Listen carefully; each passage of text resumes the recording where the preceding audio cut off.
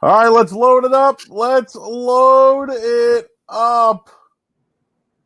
It's the Over Under Podcast Draft Edition. I wish I could give out a phone number, Dan, to set a table. You know what I mean? But we can't. But what you can do is you can chat in on this on the upper hand corner of your thing, and you can chat in. Our buddy Ben June is in. What is up, dudes? 30 people in, Dan. Let's try to crank this up to 100. Let's go. Let's get it cranked up today. The draft is wild right now. It is wild. We haven't even gone to the draft yet. I know. We haven't even gotten to the draft. And there is talks about possible trades. Aaron Rodgers is throwing daggers. And let's not forget this. Hot take quickly before we get into all the gambling stuff. Hot take. What happened to Aaron Rodgers last year on NFL draft night? He got screwed. I mean, he got screwed by Jordan Love. Yeah. By Jordan Love, and it's not Jordan Love's fault. Oh no. He's just a bystander, right? I mean, it's not his choice to go to Green Bay. Oh no, don't get him a wide receiver to help, in a game when you might need it. Don't get him another defensive player, or a cornerback that could actually, or maybe a safety that could play, maybe. I don't know. I think that would help Aaron Rodgers, don't you think? I do. I do. And no offense to the running back that they drafted, who was very good at Boston College. They don't need him. And the fact is like, hey, you win an MVP, Dan, right? You go to an NFC championship game and you think things are great, right? Oh, trade me in the offseason. Trade me in the offseason. That's the word on the street. Trey Wingo just tweeted out. He asked multiple times for a trade. They didn't do it. Here they are on draft night. I'm not showing up anymore. That's why he's doing Jeopardy. That's why he's doing it. All right, let's get into the Rodgers stuff. I need odds. Where's Aaron Rodgers going? Where are the odds? Is it San Francisco? Is it Miami? Is it Denver? Is it the Raiders? We need odds. Where are they? Well, I certainly don't think it's going to be Miami. I don't know who threw that one out there, but I don't see that one happening. So that's that I can tell you. Just getting into the draft stuff. I mean, the Rodgers stuff was crazy today, right? Obviously, that breaking, Schefter breaking that, he wants out. I don't think it's, insane. I think that we kind of knew it was coming. However, what I do think is interesting is that we're now at the point where the number 3 pick, which again, we've talked about, runs this draft and kind of everything that, follows that. Well, we have a massive movement again. We have massive movement. And, Mac Jones, who was minus 300 to be the favorite, taken at number 3, now no longer the favorite. Now it's Trey Lance, anywhere from minus 150 to minus 175 at some specific places. And there is a lot of smoke. People putting out, sources and everything. Not me, other people, Twitter trolls doing the same thing. Sources, but not just Daryl Arnold, other people too, putting out that Lance is going to be the pick at 3 today. It would be rather surprising if that is the way that they ultimately went. But the way that the movement and the market has shifted would tell you that that's the case. And I can tell you that I had a large amount of money on everything. Fields over 3.5. That's all I wanted. Is Fields not going 3, and I have a great night. Probably. Okay. Fields not going 3, and I have a great night. We're battling on that one, huh? Well, I can assure you, I'd be very surprised if Fields goes 3. Would be very surprised. Now I don't know what the hell's going on. But I do think that there's a good chance that Lance or Jones goes 3, and I think that it's one of those two. I think it's probably, it looks like right now it's Lance. There's no, I don't have any sources or anything on that, or, at least nothing that's super concrete. But, I do think that ultimately it will be one of those two. I hope that you listen to Joe Murray and grab some Lance plus 400, plus 300 the other day, because that is now the favorite. You can always hedge out if you want to. If you want to take the other side, you can hedge out now. You can take, Jones, 1.5, or there is some Trey Lance over 3.5 plus 150 out there too, Joe.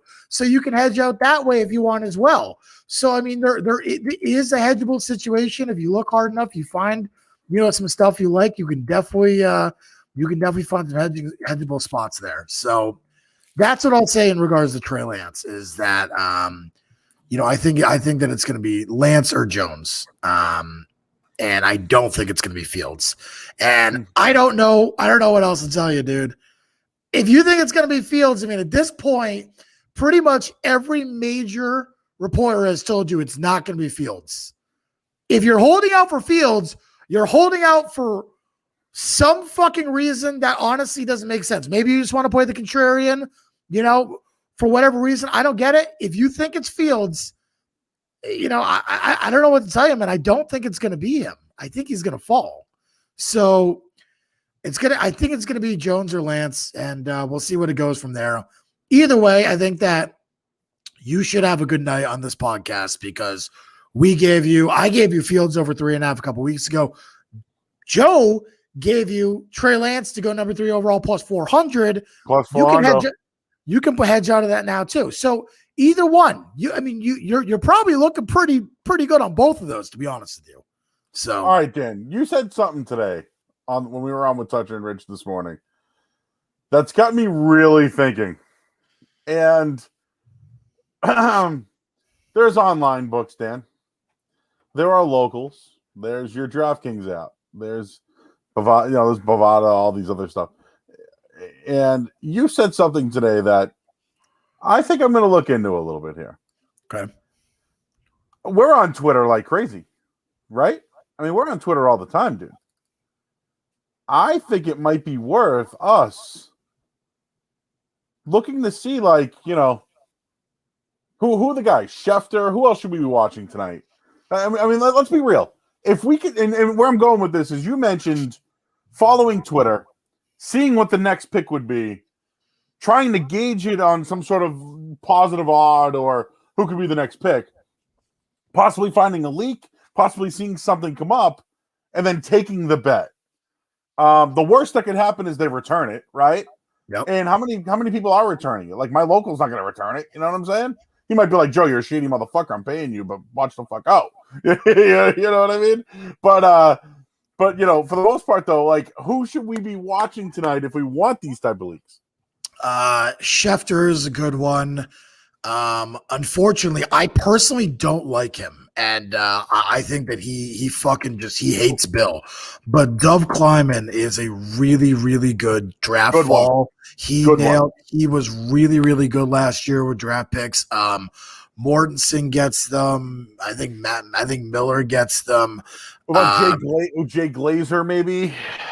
I don't think Glazer does them. I don't remember off the top of my head, but I don't think Glazer does them. Like Dallas Ed Warder for me. Like there's just certain guys, certain places too. You know what I mean? Yeah. I mean, definitely the local guys. But I will say, I mean, to me, it is it's the guys like a Dove, like a Schefter, the guys who are connected. And I'll see if I can put some guys out there later who maybe I'm forgetting off the top of my head. If you have any draft falls that you're like shout them out because I definitely don't remember all of them. Because I'm thinking of the NBA guys right now. I'm like Shams, Woj, give me all the fucking NBA falls. But yeah, I mean, honestly, I think Schefter is the one and Dove is the other. Who I again, and I don't like Dove personally because he fucking hates Belichick. But he is an interesting guy when it comes to the draft. So. All right. Well, I mean, moving on. Let's discuss some stuff tonight. When it comes to, we have a question about the Fields at 3 prop. I already told you. I get it. Plus 500, good value. Seems like fun. I don't see it. I don't see the Fields at 3. It feels to me it's Jones or it's Lance, and that's it. So I think that's kind of where we're at there. Question from our buddy John. Kyle Pitts in play at 3. A couple of days ago, I would have probably told you, it's worth to take some 70 to 1. I can't possibly imagine. I would have said no, but I mean, it depends on what a trade is, right? At this point, I have some 70 to 1. I can't imagine that it's going to happen at this point, but I do think that Pitts was legitimately considered. I think the Niners made a trade up, and maybe panicked a little bit because they thought they were getting a good deal for number 3 and maybe made a trade without full, thoroughly thinking through who they were going to get. Now, when it comes to, I don't think Pitts at 3 is in play, unfortunately, as much as I would like it to be, because it would be a hell of a night for me if that was the case, but I don't see it. Jones at 4. So I think Jones is a possibility at 4. Joe, I don't know what you think. I think Atlanta, everyone's been fucking saying it's going to be Pitts, it's going to be Pitts, it's going to be Pitts. And the line movement reflects that, right? We're seeing Pitts under 4.5 minus 500, Pitts under 5.5 we're seeing the line movement has been ridiculous. And I told you a couple weeks ago, I got 700 minus 135, and I didn't get a ton down, but I got enough down, to make me happy. I'm not hedging off that side. Joe, I don't know about you. I see a scenario tonight where I don't think Atlanta does take Kyle Pitts, and they do go in the direction of a quarterback. And they let him sit for a year and they trade Matt Ryan next year in the final year of his contract when he has maybe a more tradable deal. And I think that that's a very distinct possibility. And they kind of do what the Niners are doing right now, where they don't have to trade up for their next quarterback. They already have one. Matt Ryan's not winning anything in this league now. We know that he has his chance. So I don't know. I think, I do think that Jones is in play at 4. I do. I also think Fields is in play at 4, Joe. So I kind of want to get your thoughts on that. Is if you think there's any chance that Atlanta will go with someone other than Kyle Pitts, because basically it's going to be Pitts or a quarterback, I think. Well, the only other one, and this is a bet I threw out on the show, and I put $25 on it. I took Atlanta to take an offensive lineman at plus 1,100. Yes, Penei Sewell would be the guy. Crazier shit has happened, right? It could be an absolutely fucking misdirection there. I don't see it. I think that you probably want the quarterback before the left tackle, but if you think you're going to suck and maybe you're aiming for, a guy you like better next year, a Howell or something like that, then yeah, it's possible. I don't see it, but plus 1,100, it's an interesting stab. It's an interesting stab. Yeah. So real quick, Dan, I know we get. I have a local. I'm going to use DraftKings while we're at it. If you got another book, use it, because I think this is the time you got to be a little creative. I think we do that all the time, right? Sometimes I'm like, hey, my local's got this and this got that, and it's different. So we know number 1, number 2, number 3. Obviously, Trey Lance is the favorite right now, as you talked about. And then 4, Kyle Pitts minus 300. Lance is 300. Fields is 450. Could Chase, and maybe they move on from Julio? Could that be another thing in play? No. If they're gonna go to the best they're gonna go the best pass catcher in the draft, and they're gonna go Pitts. I think Chase would be a. I really shouldn't say no. I should say maybe. I guess it's a possibility. I'd be stunned, Joe. I'd be stunned if they went that route. I think Chase is a really good player, but I also think you have to remember he's coming off a year where he didn't play. He doesn't really have a true connection to the Atlanta front office. I think Pitts would be the guy who is if they're going to pick a pass catcher there, it's going to be Pitts. It's not going to be Chase. I think you're looking at Pitts or a quarterback, and I think that's at 4, that's it. All right, would you agree that Chase is the first wide receiver off the board? Yes, I do agree with that. Yes, and I don't think playing anything else is going to give you any value. Let's talk about one that maybe is in play. J.C. Horton, the first corner off the board, plus 200. And, really, you should be trying to look for first defensive player instead of first corner. You might get some better odds. But if you're only getting first corner and you've seen plus 200, I think the plus 200 is a Chase line at this point. Because, a few days ago, Horton was plus 800 on William Hill. I got a little bit of that. We talked about that. Plus 600 was out there when we did the podcast on Thursday. 200 now, I think you're chasing a good number. I think it's possible he ends up going 8 to Carolina. We've seen that.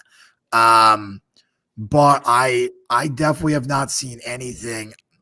I think Horn plus 200, I think you're better off playing the under 11.5 or under 12.5 instead, in my opinion. I think that's a safer play. I think that's a better play instead of trying to lay the 200. As long as you're not laying something stupid like minus 180 or something, I think you're better off with the under 12.5 or 11.5. So that's changed a little bit. I had this morning.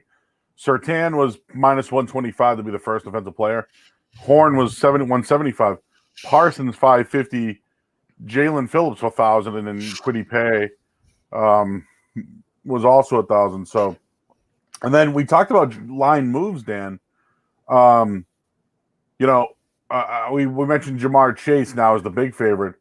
I guess first defensive player, it went from Surtain at plus 180 to, whatever he's at now, what, even money or minus 120. Yep. And then I know this is probably meaningless, but I don't know if I'd even bet this. Najee Harris to be the first running back selected. I'd probably fade that one. Yeah. We can definitely get into that too. I took some Javonte Williams plus 800. Again, I'm gonna be honest with you about this, and this is kind of a bone I wanted to pick yesterday, but didn't want to go into it too much on Twitter. This running back class fucking sucks. It's not good. This class is way, way, way worse than last year's. And we know what happened in last year's class. CH went first.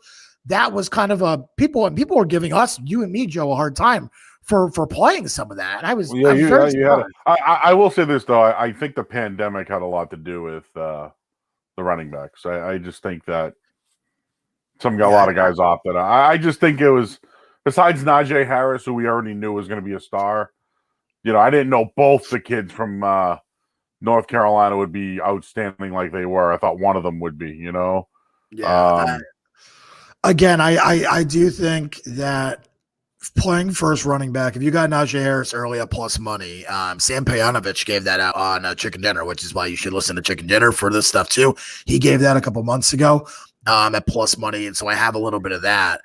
I also took Javonte Williams plus 800, and there's still Javonte Williams plus 800 out there to be the first running back. There's been reports that he's one of the top running backs on a bunch of teams' boards. I know Pittsburgh's been floating out. We're going to take Najee Harris at 24. Again, why the fuck would you tell teams what you're doing? It doesn't make any sense. I don't buy that Pittsburgh's going to take Najee Harris at 24. And if I'm wrong, so be it. I'll live and die with that. I don't believe that that's going to be the case. I don't believe the Buffalo Bills are going to take Travis Etienne at 30 either. I just don't buy teams telling you what they're interested in. It doesn't happen in the NFL. It's very uncommon and usually is a misdirection. The Bills have Devin Singletary. They just drafted Zach Moss last year. Really use your noggin for a minute. Does the ETN thing really make sense? In my opinion, it certainly doesn't. The market, maybe the Jets, not the Bills. Yeah, I mean, again, it doesn't make any sort of sense for that to happen. So again, I think Javonte Williams plus 800. While it's not as good as CH last year, I do think Javonte Williams plus 800 has some value. I think there's a legitimate chance we do not see a single running back taken tonight, and that it will just be whoever else they like, tomorrow. So we can bet on that. Yep, you can. Yeah. So I took some Javonte Williams 800. Question from our guy Benny here. First defensive player again. I think instead of working for first defensive player, you should be trying to find first corner, which is why first corner plus 200 is not a terrible line. Now that I'm thinking about it, to be honest with you, it's just chasing a number that from a couple weeks ago it kind of sucks. Well, JC Horn is 13, so you can bet over or under on that one. Right, but it's probably stupid for the under, right? I'm assuming it's like minus. I know, yeah. I only have the over-unders. I don't have the. Okay, yeah. So what I'll tell you is that it should be 12.5 most places, and it should be about minus 150 to the under. Again, I'd still rather bet Horn under 12.5 minus 150 than I would first corner plus 200. I know that sounds silly, and that's not usually the way that I operate, and you know that. But in this circumstance, I think that's the case. The way that I would go. Benny's question about Sewell under 6.5. Listen, I know that we were hearing constantly about Chase being the guy for Cincinnati until until I see it, I just won't believe that they're going to be dumb enough to invest in a position where they're good at and they're relatively deep. I mean, Boyd and Higgins, and they'll find another. You can find another guy. Later on in the draft, there's another LSU wide receiver they can draft if they want. Like they have the ability to do that. I would just be really surprised if they passed on Sewell. It's possible. I have some Sewell under 6.5 even money that I found yesterday. I still like that play. I still think Cincinnati's ultimately going to go Sewell, but I understand the reasons for people not wanting to take that. So I did PP Sewell under 5.5 at plus 150 the last week. And I'm still pretty happy with that play. I'm not hedging off that position. I'm riding that position. So hopefully that gives you some insight on the top of the draft there. Joe, do you have any interest in running through your quick top 10 or even your top 5, top 6, top 7, whatever you want to do here? Yes. Let me just pull it up. I have a whole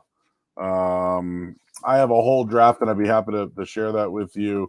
I don't think we need to do the whole draft because I think that then you're just looking to be Kuiper and miss every pick. You know what I mean? Yep. So so this is what I have. I have Lawrence, Wilson, Lance, followed by Pitts, Chase. Things get a little interesting to me here. I have the Dolphins taking Devontae Smith, which is a reach at 6. Wow. The Lions at 7. I had them taking Sewell. Okay.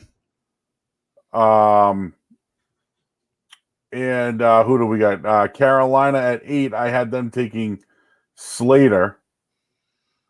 And then the 9, I have Denver taking Justin Fields.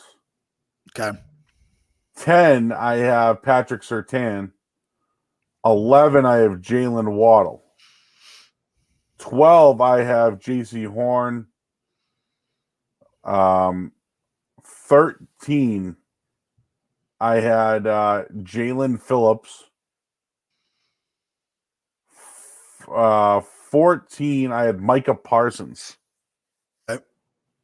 And then 15, I had Zaven Collins. Okay. So I think we can stop there. I think that's what I had. And, there was a couple of guys like Elijah Moore, dude. I got in that first round. I think he's going to end up in there. And then I had Rashad Bateman, another wide receiver. And the only other surprise that I had in my first round, I think there's going to be a quarterback that gets drafted. Davis Mills, Kyle Trask. So over 5.5 quarterbacks. I'm betting on it. It could lose, but I think it's worth a shot. I'll give you my top 10 to start. I'm going Lawrence Wilson. I think that's pretty much solidified at the top. I had Mac Jones 3. I'm gonna change that. I'm gonna go Trey Lance at 3. I think that is gonna be the case there. With Trey Lance going at 3, I'm gonna throw a little curveball here. I'm gonna have the Atlanta Falcons picking Justin Fields at 4. I think that there's a chance to either pick Fields or they trade out of that pick, and they look for someone else. Now, Mac Jones does have a lot of similar qualities to Matt Ryan, so that would make sense to pick him. I'm just new regime, new quarterback. That's kind of the way I look at things in Atlanta. I'm not sure a tight end really does that for you, even one as good as Pitts. And again, I think teams know the history of taking tight ends early and how that pans out.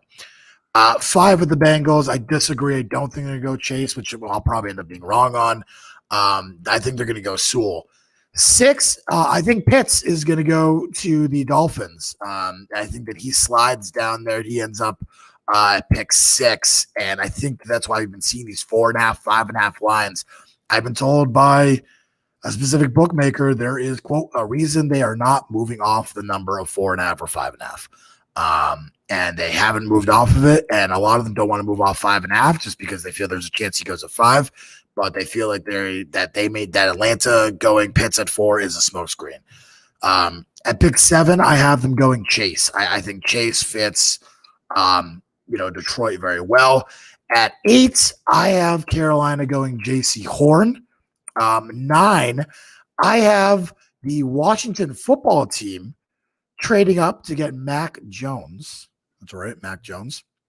And at 10, I have the Dallas Cowboys picking Patrick Surtain. After that, I am going to say I have no effing idea what happens. Pick 15, I'm going to go Greg Newsome. I think is the pick I'm going to go there. He's not really a guy that's been typically mocked to the Patriots, but I do think that he fits what they want in a corner. So I do think that is where they would go there. So that's what I'll go right now, Joe. Again, my mock is different than others. I try and be different because I want to remember. People need to remember most of the mock drafts we see fucking suck. Like they're not good. And by the way, mine will suck too. It will be terrible. I'm putting that out there. I'm not saying mine's better than everyone else's. It's just you got to remember things are going to happen that you don't expect them to. Last year, if you remember, Joe, people expected Miami to take Herbert up until about the final hour or two before the draft, and then it was Tua. Like there are things that happen. And remember, 4 was Andrew Thomas, right? No one had Thomas at 4. No one. I mean, no one had Thomas at 4 last year. So again, there are things that happen constantly that people just need to remember. So, and yes, to the Jaguars guy constantly commenting in here, Trevor Lawrence will be going to the Jaguars, and good luck. You guys know how I feel about Trevor Lawrence. So, all right, Joe, let's move on. Do you have anything that you like that's left on the board? There's been a lot, and I mean a lot of movement in the past 24 hours. Obviously, the Mac Jones, Trey Lance stuff is the largest just in terms of the draft stuff. But is there anything else that you like that's out there that you may want to take a sniff at? Any of these props? So I wanted to take over 4.5 wide receivers, but dude, it got juiced to hell, man. Yep. So that one's out of it. I'm gonna try to see if there's any specials. And I'm trying to think of because I pretty much everything early on is what what I have. Yep. We've kind of discussed everything here. I'm just seeing if there's anything else. Who will be the 5th QB selected might be one, and I think it's going to be Mac Jones. Okay. Wow. Okay. All right, Mac Jones would make some sense to me. I actually think that if you find a matchup of Mac Jones and Fields, I wouldn't mind taking a little bit of Fields. There hasn't been a ton out there. There was a Lance Fields one that's been out there all week, which I have a bunch of Lance on. But yeah, I've not seen that out there. By the way, Joe, I'm seeing J.C. Horn over 12.5 plus 210 now. Wow. So that line is also on the move heavily. So here's another one. I thought about taking Waddle. Under 11.5. Yeah, that line has bin shot to hell as well. Yeah, that was another one, and then Slater was another one. I think I wanted under 11.5. Yeah, so I don't know where Slater's going to slot in this draft, and it's real interesting to me because I don't see a spot for him in the top 10. I think he's going to be one of those few guys that is going to slide. Remember, not all these guys can stay there, but some of these guys are going to slide. Let me give you some lines that are out there right now that I think have some legitimate value for me personally. And Joe, feel free if there's something else that you like as well. Kyle Pitts over 5.5 plus 400. I mean, I love the odds, but I mean, we're getting stupid now. I mean, really, we are getting stupid now. Do you know where I got stupid today? I was listening to Dan Shanka, who's very respected from our lads. Yeah. And I don't know why, dude, but my brain started to think are the Jets really not going to draft Zach Wilson? No, that's not happening. But if that, let's just play it out. Let's play it out. Okay, we can play it out, but it's not happening. Let's say they take Justin Fields. Does that mean the 49ers are like, holy shit, let's take Zach Wilson, or does he fall? I mean, the problem is that it's a scenario that I don't think would ever happen. But if that happens, I mean, I think the Niners would take Wilson. I think they would absolutely take him. Like I think they would rush to take Zach Wilson. I mean, I don't even think it would be a question. I think the pick would be made in a minute. I don't see that happening. I don't think that's even consideration. That's the swerve for me. Yeah, that's the one where if that doesn't happen at 2, dude, like if it's not fucking what's his name, Lawrence 1 and Wilson 2, I'll be floored. Yeah, that's kind of what I'm saying. I think that is almost. I mean, I think that's just silly. I don't think that's going to happen. I just don't. I don't see that happening whatsoever. I don't think that's going to be even under consideration. But Pitt's 5.5, 400 is fucking stupid. I mean, really, it is. It's a ridiculous number considering where the market was a couple of days ago. Travis Etienne over 33.5 plus 170. I mean, I have some over 32.5 minus 130, and I didn't love the number, but I took it. This is another stupid one. Like, again, how many teams do you think are going to take running backs in the first round? It's possible. I don't see it.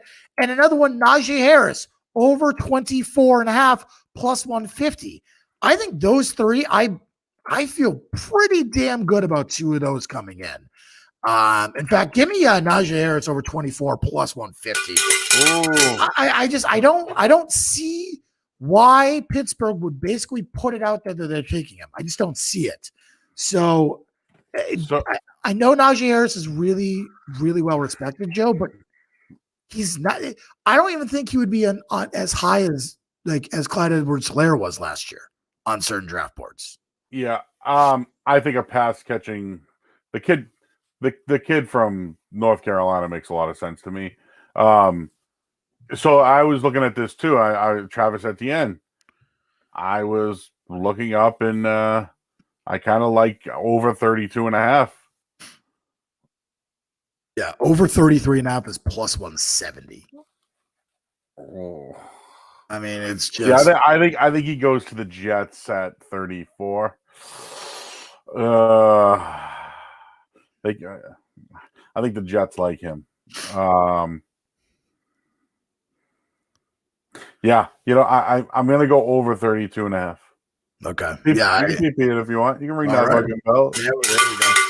What are the odds on over 32.5? Well, I'll do a 34 then. What you got? The 33.5 plus 170. I'll do 33 and I want that 170. Yeah, I mean, and again, I will be glad to show you the ticket. It's a stupid price, and again, I think right before the draft is when you start to find all these really stupid prices because people are trying to jam money in now. By the way, I don't know if you guys are watching, but Sewell is getting absolutely hammered under right now. So there is some real movement on Sewell under 6.5. To me, he's the best, safest pick in the draft. I mean, you have to go long. You have to go Lawrence. I get it. You know what I mean? By the way, some guy is just going crazy in here about the Jags. Did you know that they worked out Tim Tebow today and there's a betting odds? Yes. Will Tim Tebow? Would you bet on it though? Will Tim Tebow play an NFL game this year? I would not bet on that. Nope. I would not. No is minus 700, Dan. I would. Yep. That would be the way that would be the way I would go too. All right. Nelson, Nelson asking question, is Najee Harris first running back selected? It's not worth it. It's just not. I think the odds at this point, Harris is probably minus 200, 240 at some point. Again, a couple weeks ago, he was plus 150, plus 160. You're chasing a terrible number in the market. Just because you've read some scouting reports. Again, I'm going to repeat this again. Mel Kiper Jr., 6 of 32 last year. If a team says they're interested in a player, it usually means they're not. That's how I read it. If the Steelers are telling you, we really like Najee Harris, probably means they don't like Najee Harris. Like, I know that sounds ass backwards, but like, you know what I mean? That's the kind of thing I'm looking at and saying, I think that people need to understand more, and they're seeing reports from people. Yes, they're being told this stuff. You know what I mean? This is stuff they're being told. So again, I'm just trying to play devil's advocate here. Najee Harris over 24.5 plus 150 is a silly number. That's my feeling. That is my feeling on that. Joe, is there anything else that really stands out for you? Maybe for a team to pick? I mean, I'm just trying to get some. Let's have some fun with some of these. Where do you think Caleb Farley ends up? Obviously, back issues, COVID. The over/under set at 23.5, dude. I go under. So I'm going way over on Farley, way over. Oh, wow. I'm very big on the over on Farley, and here's why. Unfortunately, the Farley numbers are getting out of hand in terms of the overs. So it's over. But the guy has had 2 back injuries and 2 big back injuries. He re-injured himself this year, not to mention an ACL injury. And now you don't have any combine to check them out.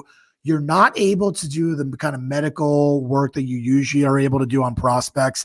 And so because of that, I think you're going to see guys like Farley slip a little bit further than maybe they normally would in a given year. And I think that is going to be something to watch for this year. Now, again, I don't want to give him too much credit, but Ben Albright basically said there's not a fucking chance in hell that Farley is going to be a first-round pick. Most teams don't even have him on the board. Yep, that's what I said, Bob. 2 back surgeries. I said 2 back injuries, but surgeries, you same thing. No, so he's had like bad surgery. And an ACL. And he's had other things. Really, really, really talented player out of Virginia Tech. Probably the best corner in the draft. Just pure skill. The problem is, like, where do you want to take a risk on that? Maybe New Orleans at 28. Now, New Orleans might be the only team in the entire draft that I know of that really doesn't hide their information very well. New Orleans, if you hear something connected to them, usually it's pretty true. They like corners, and we've heard that they're trying to trade into the top 10. The report was today it's not for a quarterback unless the guy they want falls for him. It's for a corner, which means they could be looking at J.C. Horn. They could be looking at Patrick Surtain. Obviously, if that's the case. So I do think that would be the direction that the Saints would go. I just, again, I'm just trying to be fair here about, kind of everything and how that's going down. So, couple others that I had on here, and I guess Micah Parsons is 14.5. Okay. Over or under? I have no idea. Really, truly, no idea what to make out of Parsons. I don't know where he slots in.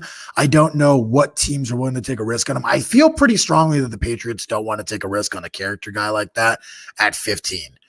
So I think there's a chance that he slides, but I also think there's a chance he goes high. It's a guy I don't have a lot of information about. The market opened with him around 15 and a half. We're seeing 14 and a half and 13 and a half now. So the market hasn't moved a ton on him. He's a guy I think I don't have any good information on him. I don't know a ton of teams that would want to gamble on him. I think I'm just going to stay away on him. What are your thoughts, Joe? Let me get your thoughts. So I think he's Penn State linebackers are hard for me to not go with, right? I mean, I remember LeVar Arrington from years ago. Like, just to me, those guys are, despite the trouble, despite the stuff, like, Micah Parsons, I think, could be a player in this league if he keeps his nose clean. He'll probably be an individual contributor if he's not on a good team. So, like, I looked at Detroit taking him, but maybe that's too high, right? Maybe they trade back a little bit. I think that would be a good trade back here.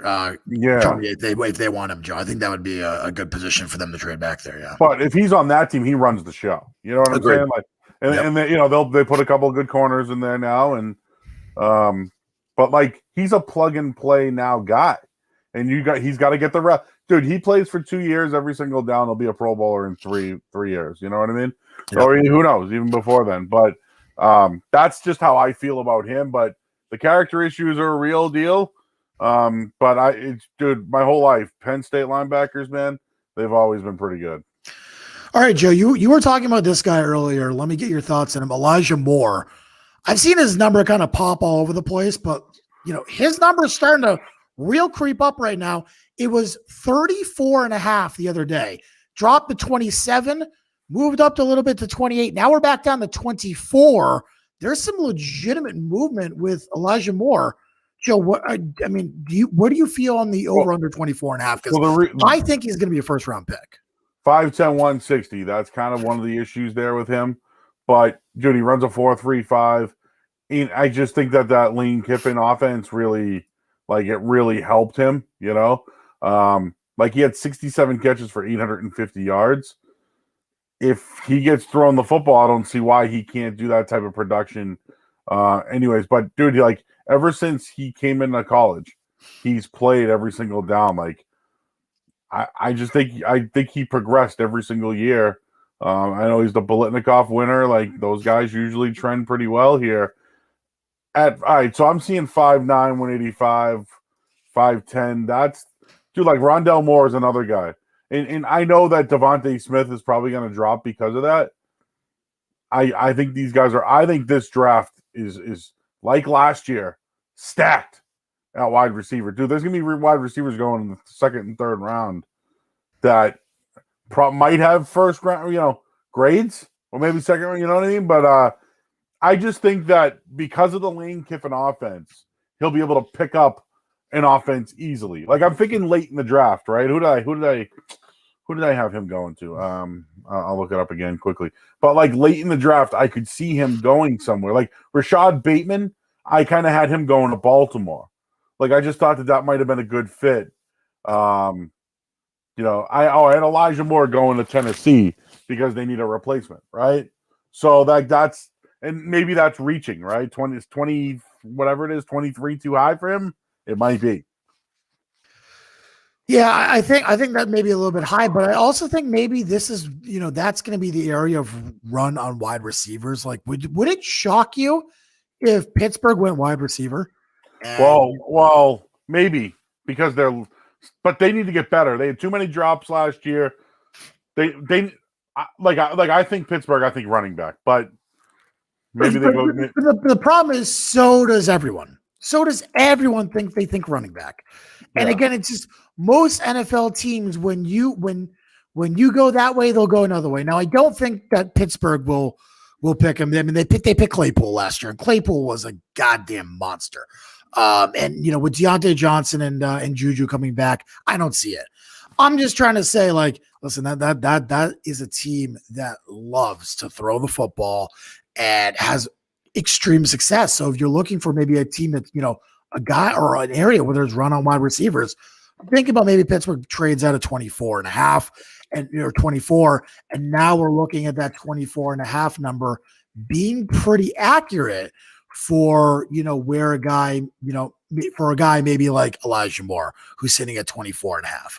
Or Rashad Bateman, who I think has been bounced going up to 28.5. I think Bateman's a first round pick. I'd be stunned if Bateman is not a first round pick. And I think it would be silly if he wasn't as well. That's my personal opinion. And there's other guys. There's other guys here that I like. Do you think Asante Samuel Jr.? I see 35.5. I don't have him in the first round, but like, is he a top 5 second round pick? Maybe he might be. Yeah, I mean, again, I think the top 5 second round pick is all just about preference. You know what I mean? By that time, you're pretty much in that middle grouping of guys, and it's just who do you like? Who do you like at this point? And so that's kind of the that's kind of thing there. While we're at it, how about Kyle Trask over under 77.5? Yeah, so I mean Trask. I think I got some Trask 64.5 the other day. Now we're talking. Yeah, exactly over 64.5. That is. Now we're talking about 77.5. I think that again, it's another situation where maybe you're chasing a number, which is frustration. Yeah, over 64.5 right now is even right here, Joe. Holy crap! So 77.5 is actually a good number. See, I don't know, man. The dude led college football in passing and touchdown. Like, I just don't know how you can, like, so I get it. I know some guys don't transition well. I know, I don't know, man. I think he's better than he's, I don't know. Whatever. I'm not an NFL scout. I think Trask under is a good look too. Just personally. Yeah, I just think that someone might grade him at 4th round and take him in the 2nd. It's what happens. It's just what happens. Jamie Newman's another one, 170.5. Well, okay. So now we're talking about. I need you to step back and remember last year. Remember we had all these guys last year who were supposed to be 3rd round, 2nd round quarterback picks, and all of a sudden they're dropping to the 4th or 5th round. All dropped. All of them dropped. Okay, and you know who did the best was the kid who filled in on the Jaguars from Oregon State. Luton. Yeah. I had him like 7th round or something. Yeah, I think he went like 5th, but nonetheless, like I think that is where you probably want to look at a guy like Newman. Not only he opted out last year, it's just like there's a lot of things. I'm an over guy on Newman, and I know that number is whatever, but I'm a very over number on Newton. And I know it's not tonight, and just to have fun with it, like you don't like Ian Book. I don't even. Like I am trying to come up with a comparison for Ian Book, and I can't even come up with like a comparison. I don't. A not good player would be a good comparison. like the poorest man, Colt McCoy, like the poorest of a Colt McCoy you could think of. That's all I could think of is like. Worse than Colt McCoy, Rex Grossman, is that all right? I mean, at least he could throw a little bit, you know. Yeah, I saw Ian Book on here and I had to be like, holy shit, dude, he's on here. But yeah, that's really all I have for like Devontae Smith 11.5. I'm gonna go under. I could not disagree with you more on that one. I don't understand. There has never been a wide receiver his size who's been successful, ever. I mean, the guy you can compare him most to, literally in terms of size, is Deshaun Jackson. Now, if you want to say Deshaun Jackson is successful, fine. I will give you that. What is it, 13 years in the NFL? Yeah, he's been a very good wide receiver. Yeah. He's not a superstar, right? He's not Julio. Okay, Devonta Smith is a really good player. He's just too small. He's going to get hurt. It's a bigger, faster league. He's going to get hurt. I'm telling you. And I think that teams are aware of that. I think, and again, I gave out Waddle over Smith -120, I think, last week. That's now, by the way, the Waddle over Smith line is stupid. So hopefully you listen and you grab some of that. I think Waddle is now -240 or -200 or whatever in that range.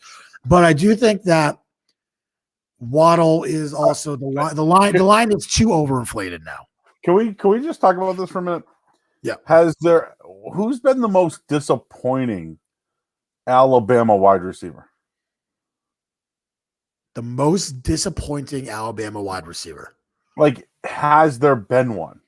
I mean, Amari Cooper was sucked for a few years, and then of course he came back on. And OJ Howard, but I mean, he's a tight end. I would say, I would say not him. I'm looking it up to see who has been drafted. Like Ruggs had a good year. Julio has been really good in his career. I'm just trying to think. Jerry Jeudy. Jeudy was okay, but again, it's too early to kind of kill those guys. Calvin Ridley has been very good. But you know how you said that Devontae Smith, it's just like that's what I'm betting on is like, has there been a guy from LA? And maybe I'm just not thinking off the top of my head because I know they've had running backs plus. I cornerbacks plus. I can't think of any. But what I'll tell you, Joe Murray, is something that you like to say to me. Trends are meant to be broken. Oh, I know. oh, baby, I know, man. Yeah, I mean, I think I would go Waddle over Smith, just in terms of the actual NFL production. But that's not what this is about. Joe, let me ask you this one because this is one that people have been asking me all day. Justin Fields over under 7.5. What do you think?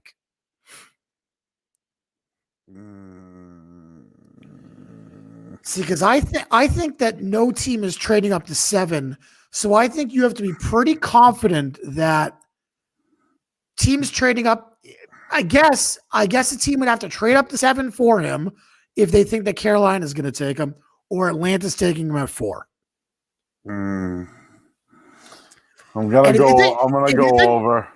You're going to go over. If you think Atlanta's taking him at 4, by the way, his under 4.5 is plus 320, which is another silly position as well.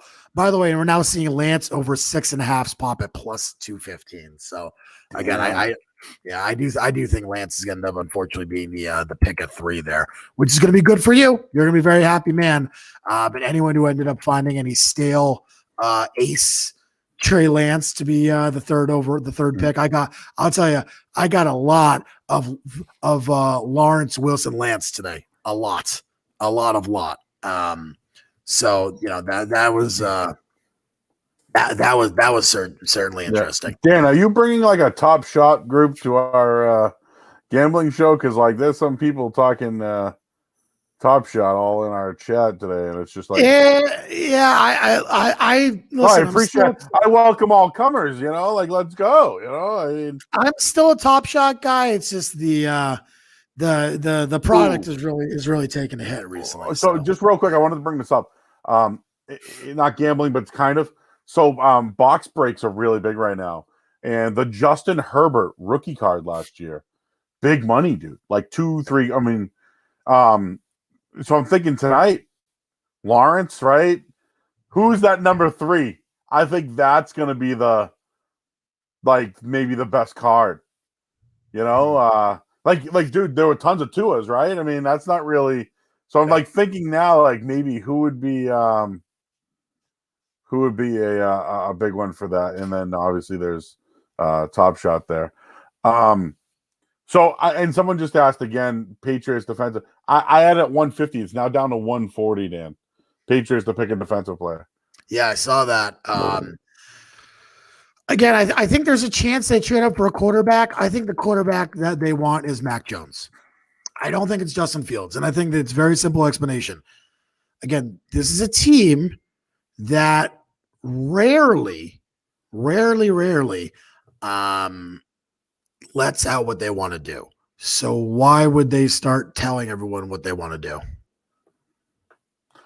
Yeah, I mean, I feel you on that one. That's a dumb argument. I'm not. The field stuff just doesn't make a ton of sense to me. That's all. That one's I'm out. Like, everyone's throwing up smoke screens for one reason. So I do think ultimately if the Patriots are going to pick a quarterback, I think it's going to be Mac Jones, assuming he's not taking a 3 tonight. Which that's the steam, man. The steam says that Joe Murray and Trey Lance is 4-1. Trey Lance is going to be picked. And by the way, I've gotten some questions in the past couple of days why I haven't posted all the PPs from all the past podcasts.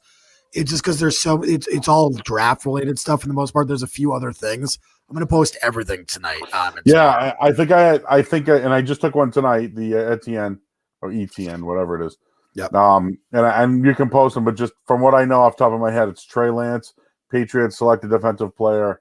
I had over 5.5 quarterbacks. Yep. And then I took the Falcon. I put $25 on it. The Falcons to hit 1,100. That they'll select an offensive lineman, and that's not going to happen. Yeah, but I don't think that was a PP. The PPs I had just were going through again. Fields over 3.5, which I'm feeling super confident about right now. I do very much like that. Waddle over Smith -120.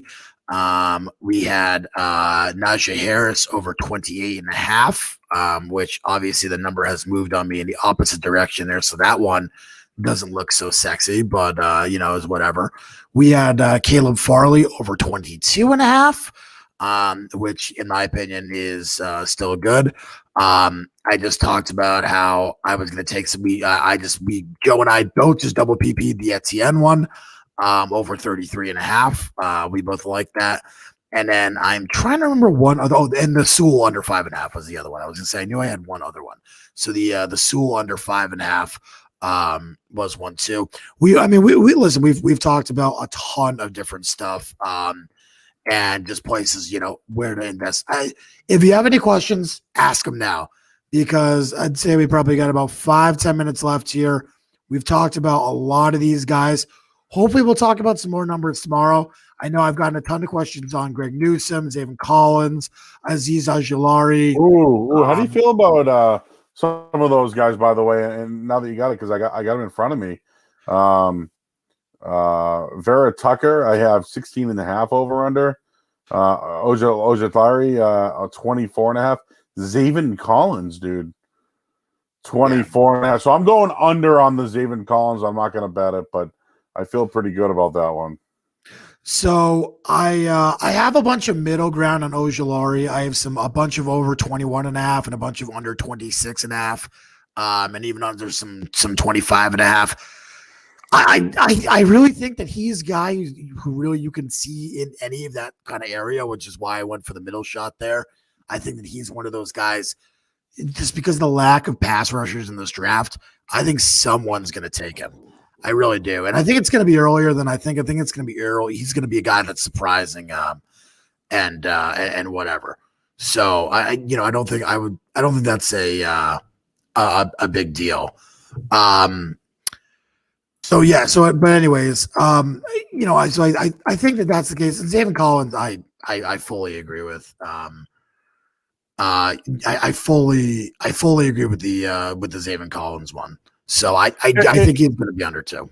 Well, we'll leave it open to see if people got any calls here, but any questions. But just what a fucking year it makes, huh? Last year we were stuck indoors. And I don't want to go all pandemic on your ass, but forget about that. I'm fucking excited for the draft, man. Like, Dan, in 1992, yep. I'm 10 years old, and who are the Patriots going to select with the number 1 pick? Drew Bledsoe or Rick Mirer. Like, this was a real thing. Dude, this was a real conversation. Like, think about the hindsight of that. Drew Bledsoe or Rick Mirer. Rick Mirer, dude, played like legitimately 4 seasons and fucking did nothing. And I'm going to look up the quarterbacks. But, dude, I know I've always been excited. Like, I used to love it when it was on Saturday, dude. I would drink. I'd have a fucking draft board, like, with my buddies. But here locally, man, like, could you remember a draft? Okay, so I'm just going old school. The 92 draft was awesome. 95, they drafted Ty Law, Ted Johnson, and Curtis Martin in the first 3 rounds. Yep. 2 of those guys are Hall of Famers. They all won Super Bowls. Like, that was 96. They drafted Terry Glenn, and he was awesome. He was the best rookie season ever, and everyone was pissed. You know what I mean? They drafted like Andy Katzenmoyer one year. Dude broke his neck and could never play again. Then you get fucking Belichick comes here. 01, or whatever. He's taking Matt Light early on. You know what I mean? Like, they were like, I think Adrian Clem was one of them. I'm just trying to think of some of the guys here. I mean, even like, again, I know what happened in 2000 was Brady, but Deion Branch was a one after they won. That was a huge pick for them. I'm just trying to think, like, the Richard Seymour one was huge in 2001, but I'm just trying to think. I can't remember an exciting draft because the Patriots did whatever they fucking wanted. Yep. Yeah, I mean, it's a different kind of draft. It's a different year. I'm excited to see the Patriots pick at the top here and kind of see what goes on. So, well, let's see what happens. We've talked about the draft constantly. I'm sure we'll discuss what happened on Saturday as well, and maybe there will still be some draft bets left. So we'll definitely get into those too. Let's see what happens. Let's see. I'm excited for the next couple of days, and really tonight is going to be really cool. So, I'm super excited for that. Yeah, I'm trying to get that draft, man. The Bledsoe. I need to know who else was in that draft that year, for quarterbacks, because of the 5, Dan, who do you think's got the highest upside and who could be the biggest bust? Biggest busts. Let's see. I think that honestly, I don't think any of them are very good. I don't think that any of these guys are very good, with the exception. I think Trevor Lawrence is going to be a good start in the NFL. I don't think he's going to be the superstar that he's quite being billed as right now, but I think he'll be a good NFL starter. Not great, but good. And I think he'll be fine. I don't think Mac Jones is going to be great in the NFL. I think Fields has a chance, but again, I don't know. I don't know what I think honestly, Lance is probably the biggest bust. He's so unknown. I think this quarterback class is going to effing blow. I really do. I think we're going to look back in 4 or 5 years and be like, man, what a bunch of crap that was. And we'll see what happens. But I'm interested to see what happens tonight. We've been talking about it constantly. And we'll get into Aaron Rodgers on Saturday, Joe. I think we should save the Aaron Rodgers stuff on Saturday. There's no odds up. There's nothing special here. He's not going to be traded tonight. If he was going to be traded, it would be for that number 3 pick. And obviously, Green Bay probably hasn't had the time to do the work on the quarterbacks at the top of the draft. So they probably just decided it wasn't worth it. So I mean, we'll see what happens. But we can discuss that on Saturday. Just real quick, that 93 draft, apologize. Bledsoe Myra, right? Went 1-2. Yep. The next quarterback was Billy Joe Hobart, went 58. Mark Brunell went 118. He had a good career. Obviously, we know about his time with the Jacksonville. 184 touchdowns, 108 interceptions, 32,000 yards. Then it was Gino Torretta. He was good at Miami, but he's a bust. Alex Van Pelt played forever and Elvis Gerbach, the last quarterback selected that year, Trent Green. Good career. Yep. And again, so think about it. Sometimes the end of the draft, Dan, you can find a couple of winners there. Yeah, I mean, again, if you look at all the first round picks that you've gone through, I mean, this list is since 2017, but I mean, seriously, Goff, Wentz, Lynch, Jameis Winston, Marcus Mariota, Blake Bortles, Johnny Manziel, Teddy Bridgewater, EJ Manuel, Andrew Luck, who I think is one of the ones you can say was actually good, Robert Griffin III, Ryan Tannehill, who took him a while, but he was good, Brandon Weeden, Cam Newton, good, Jake Locker, Blaine Gabbert, Christian Ponder, Sam Bradford, Tim Tebow, Matt Stafford, good. Mark Sanchez, Josh Freeman, Matt Ryan, Joe Flacco. 2008 was a good year. Both those guys ended up being pretty good. Jamarcus Russell, Brady Quinn, Vince Young, Matt Leinart, Jay Cutler, Alex Smith, good. Aaron Rodgers, good. Jason Campbell, not so much. Eli Manning, Philip Rivers, Ben Roethlisberger. All three were great. That's a good draft. J.P. Lossman, Carson Palmer, good. Byron Leftwich, Kyle Bowler, Rex Grossman, David Carr, Joey Harrington, Patrick Ramsey, Michael Vick, and Chad Pennington. I mean, really, again, you go through quarterbacks and everyone's like, oh, why do you want to take a fucking quarterback early, Dan? Why don't you like any of these guys, Dan? This is why, because quarterbacks don't really have a high success rate. And so you really have to love one to take one. It's really not that hard. So I just, I'm not super crazy on going on a quarterback today. Well, the other thing, Dan, we've talked about this, and this is fact.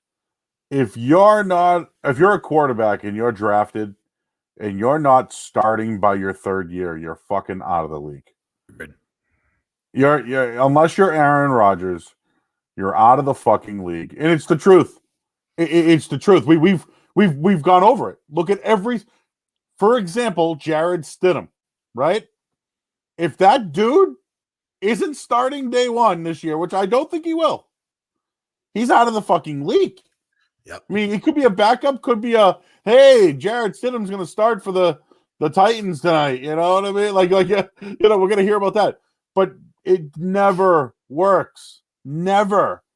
And dude, if you're not starting, dude, just think about Justin Herbert. We talked about him. A medical malfunction put him on the football field. He was rookie of the year. Yep. Was he rookie of the year? Yeah, he was the best quarterback last year. And Josh Allen, say what we want about him. They played him. He did well. You know what I mean? these guys, they have to play right away or in year 2. And if you're not playing by year 3, you're out. You're done.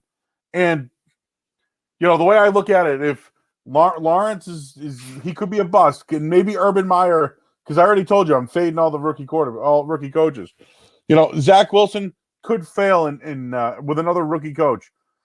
The 49ers, if they're going to select a quarterback unless they trade for Rodgers, but that could be the guy, right? I mean, it could be the guy. Dude, what they've done with like Beathard and like who else is on Nick Mullins, those guys just didn't have ability. Like, and I'm not saying Shanahan's great, but like with someone with a little ability could probably play really well in that system. So I mean, who knows, dude? Like Fields could get drafted by Carolina and be a fucking bust. And he's an Ohio State quarterback, and he's got that mantra on him. And I'm kind of like hoping that somebody breaks out like a Trask, like Shane Bouchel somehow maybe late shows a little something someday. I don't love this Davis Mills, but he's getting a ton of love. Like, I just hope somebody in the middle of the pack plays well, or like an undrafted kid like Brady, what's his name, from Memphis, or just somebody, comes out of the blue, because dudes are throwing the football now. And it's funny, Sam Ehlinger, Felger Mavs had their big board today, which I love. It's great. You throw a mark or whatever, but they kind of shat all over Sam Ehlinger. But like, I don't think they realized that like Texas was a fucking malcontent of a program, right? Tons of talent, no defense, and all the Big 12 does is throw the football, Dan. That's all they fucking do. This guy had to take it upon himself to win football games because he couldn't rely on anybody else. And like, to me, that goes a long way.